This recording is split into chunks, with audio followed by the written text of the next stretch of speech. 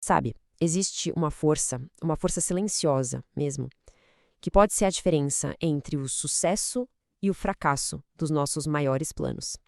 E é sobre isso que a gente vai conversar hoje. Vamos mergulhar de cabeça nesse poder estratégico que é o silêncio, a discrição. Olha, essa pergunta aqui, acho que todo mundo já se fez, né? Aquele projeto que tinha tudo para dar certo, aquela ideia genial que, do nada, puf, simplesmente perde a força. A gente fica se perguntando o que foi que aconteceu, onde foi que a coisa desandou. E a resposta, ou pelo menos parte dela, pode estar nesse número aqui, 99%. É chocante, né? Segundo o material que a gente analisou, essa é a chance de um plano ir por água abaixo quando a gente compartilha com as pessoas erradas ou na hora errada. É um número que faz a gente parar e pensar de verdade para quem estamos contando nossos sonhos. E é aí que a gente entra na nossa primeira parte, os ladrões de sonhos. Um nome forte, né? A ideia aqui é bem direta. Quando a gente expõe um plano muito cedo, ele fica vulnerável. É como abrir a porta para energias que podem, literalmente, trabalhar contra ele, tipo inveja e até sabotagem mesmo. E o ponto central é esse. O material que a gente estudou descreve a inveja e o ciúme como algo que, de fato, tem o poder de drenar a energia vital de um sonho.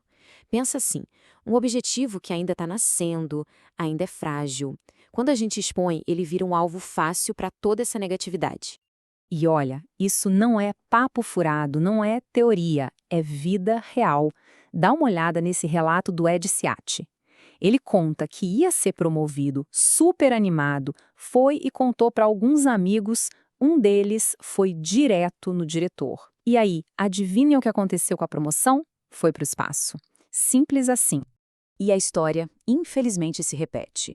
Em outro caso, ele viu uma oportunidade de emprego que era a cara dele. Comentou com um amigo que por acaso tinha as conexões certas e no dia seguinte, quem estava começando no emprego? O amigo. Esses dois casos mostram, na prática, o perigo que é falar mais do que se deve. Tá, então como a gente se defende desses ladrões de sonhos? A resposta é o que a gente vai chamar aqui de escudo do silêncio. E calma, não é sobre virar uma pessoa paranoica, tá? É sobre usar a discrição de forma inteligente como uma ferramenta estratégica mesmo para proteger aquilo que é importante. E aí a gente chega naquele ditado clássico que todo mundo já ouviu: boca fechada não entra mosquito. Parece simples, mas tem um peso gigantesco. Se essa frase sobreviveu por gerações, é porque ela nasceu da experiência. Alguém, em algum momento, aprendeu do jeito mais duro que o silêncio é sim uma proteção. Então, ser discreto não é só guardar segredo. É muito mais que isso. É uma estratégia. Pensa na figura de um agricultor. Ele não joga semente de qualquer jeito e espera o melhor. Não. Ele prepara a terra, protege a semente do vento, das pragas. Ele cria um ambiente seguro para ela poder germinar. Nossos objetivos são essa semente. E aonde que a gente aplica isso na prática? Bom, basicamente em qualquer plano grande que ainda não virou realidade. Sabe, a compra de uma casa nova ou de um carro, aquela promoção no trabalho que ainda está no ar, até mesmo os planos de férias com a família. A dica é essa: cultiva em silêncio, deixa a coisa acontecer primeiro. Mas olha só, se proteger de ameaças externas é só o primeiro passo. Essa prática de ser mais discreto acaba construindo uma coisa ainda mais valiosa, a tal da liberdade interior. É viver uma vida que não precisa da aprovação, do joinha dos outros o tempo todo. E essa frase aqui é um tapa na cara da nossa cultura, né? A vida legal, a vida bacana, não está nas redes sociais. A ideia é justamente essa. A felicidade de verdade não é um show, não é uma performance para ganhar likes. É algo que a gente vive de verdade, longe dos holofotes. E a gente pode ver essa diferença claramente aqui. De um lado, essa busca por validação externa, que depende de rede social, da aprovação alheia, e abre a porta para críticas e haters. Do outro lado, a autossuficiência, que é sobre ter foco pessoal, confiança própria e o resultado, paz interior, resiliência. É uma escolha de caminho de verdade. E no fim das contas, a essência é essa. Quando se está vivendo uma vida genuinamente feliz, a validação de fora simplesmente não é necessária. Não precisa de plateia, não precisa de aplauso. Se a vida tá boa, ela tá boa. Ponto final. E isso é o que importa. Ok, muito bonito no papel, mas como é que se chega lá? Como a gente atinge esse estado? É exatamente sobre isso que vamos falar agora. como construir essa fortaleza interior, baseada em autoconfiança e, muito importante, em gerenciar o que a gente espera do mundo e das pessoas. Essa definição de vida perfeita que apareceu na análise é muito forte. Não é sobre ter uma vida sem problemas, longe disso. É sobre uma mudança de chave. Parar de esperar as coisas dos outros e começar a esperar de si. A responsabilidade pela nossa felicidade, pelo nosso sucesso, é nossa.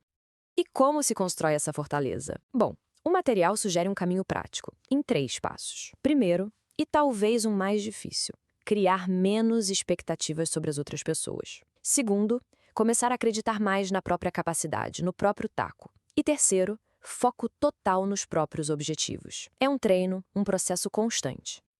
Beleza, então os sonhos estão protegidos, a fortaleza interior está sendo construída, mas a vida, né? A vida acontece. E com ela vem os perrengues, os contratempos. Então, para fechar, a gente vai ver uma ferramenta muito prática para lidar com essas frustrações que inevitavelmente aparecem. E essa analogia da viagem de carro é simplesmente perfeita. Nenhuma viagem é só uma reta infinita com paisagem linda, né? Tem curva fechada, tem trânsito, tem estresse. E tá tudo bem, tudo faz parte do percurso. Achar que a vida vai ser sempre um mar de rosas é a receita exata para se decepcionar. E chegamos a essa frase, curta, direta, mas com uma profundidade enorme. A expectativa machuca. A ideia é que, na maioria das vezes, o que dói não é o que aconteceu, mas sim a distância entre o que a gente queria que acontecesse e o que realmente aconteceu. A dor nasce aí, nessa lacuna. E para lidar com isso, o material sugere um truque mental bem simples. Quando algo der muito errado, quando a frustração bater forte, pare e se pergunte: isso que está me tirando do sério agora, ainda vai importar? Ainda vai me aborrecer daqui a 5 anos? E a grande sacada é, se a resposta for não, e vamos combinar, na maioria das vezes vai ser não, então por que continuar sofrendo com isso agora? É um convite para a gente soltar o peso daquilo que, no fim das contas, é passageiro. Então, vamos resumir os pontos mais importantes de tudo que a gente viu.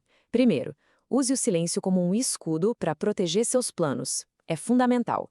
Segundo, a felicidade de verdade vem de dentro, da autossuficiência e não da aprovação dos outros.